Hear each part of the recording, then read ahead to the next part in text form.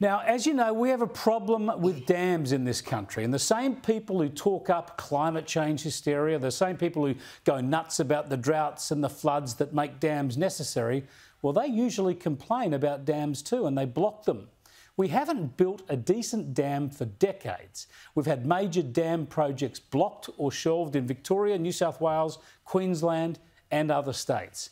We need dams to sustain our cities, towns and agriculture during the droughts. We need them to mitigate flooding and store floodwaters for when we don't have the rain. We need dams to generate electricity and to act as batteries for renewable energy with pumped hydro.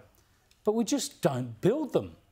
You have to laugh, don't you? Even the Snowy 2.0 Malcolm Turnbull brainstorm that doesn't even involve new dams, just new tunnels linking them, well, it's been bungled and is way over time and will be something like 5 times or $10 billion over budget.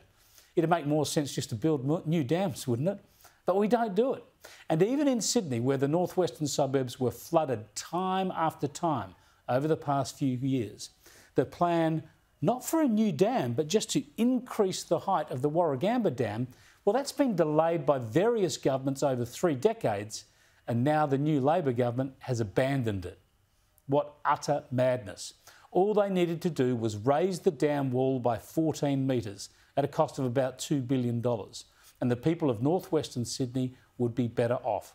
The Hawkesbury Nepean region has suffered 5 floods in the past few years with devastating consequences and, of course, a massive clean-up bill.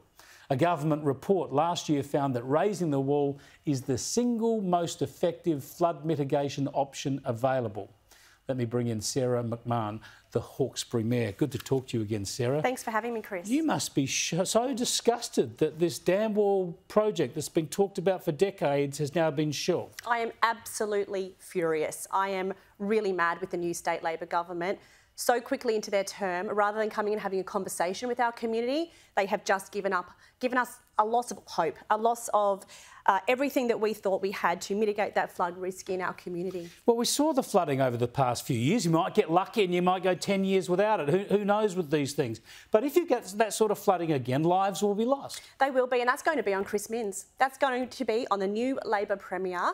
This project, as you rightly said, the independent data shows that flood levels, had that wall been raised by 14 metres, would lower floods in Windsor by 3 to 4 metres. Now, as the Mayor of Hawkesbury, that's the difference between hundreds of homes, farmland, small businesses being destroyed. The infrastructure bill we have at the moment is $240 million just in roads and sporting fields. He's not giving us a solution to that, so he's basically abandoning Western Sydney.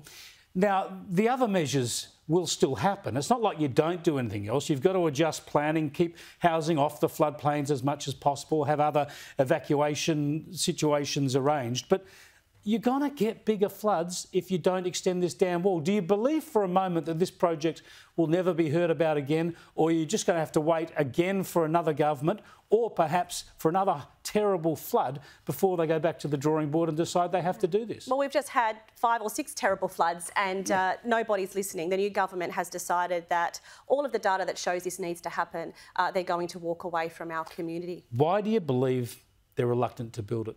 It's about Greens' preferences, Chris, because the Greens are their mates.